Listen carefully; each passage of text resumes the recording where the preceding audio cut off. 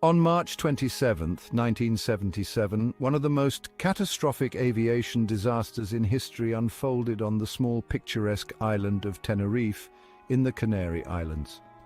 Today, I'll take you through the chain of events that led to this heart-wrenching moment in aviation history. The stage was set at Los Rodeos Airport, now known as Tenerife North Airport. Due to a terrorist incident at Gran Canaria Airport, many flights were diverted to Tenerife, including the two Boeing 747 jumbo jets involved in the disaster, one from KLM and the other from Pan Am. Visibility was severely reduced that day due to thick fog. This critical factor played a significant role in what was to come. The airport, not usually handling such a high volume of traffic, was overwhelmed. The parked aircrafts cluttered the taxiways, forcing both jumbo jets to taxi on the same runway. Here's where the confusion began. The KLM flight was instructed to taxi along the runway and then perform a 180-degree turn to prepare for takeoff. Meanwhile, the Pan Am was supposed to exit the runway by taking the third taxiway. But visibility was so poor, the Pan Am crew missed the third taxiway and continued taxiing on the runway.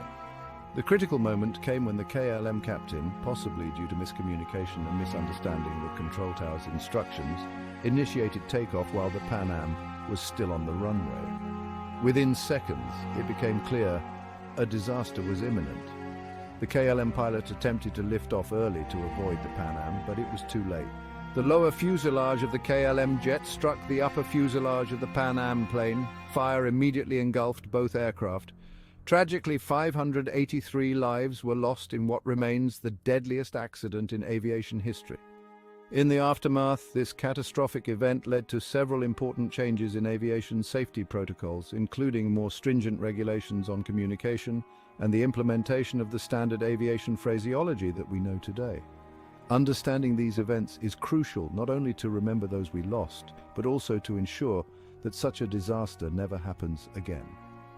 I hope this deep dive into the Tenerife air disaster has given you a clearer view of how a sequence of tragic circumstances and miscommunications can lead to unthinkable outcomes.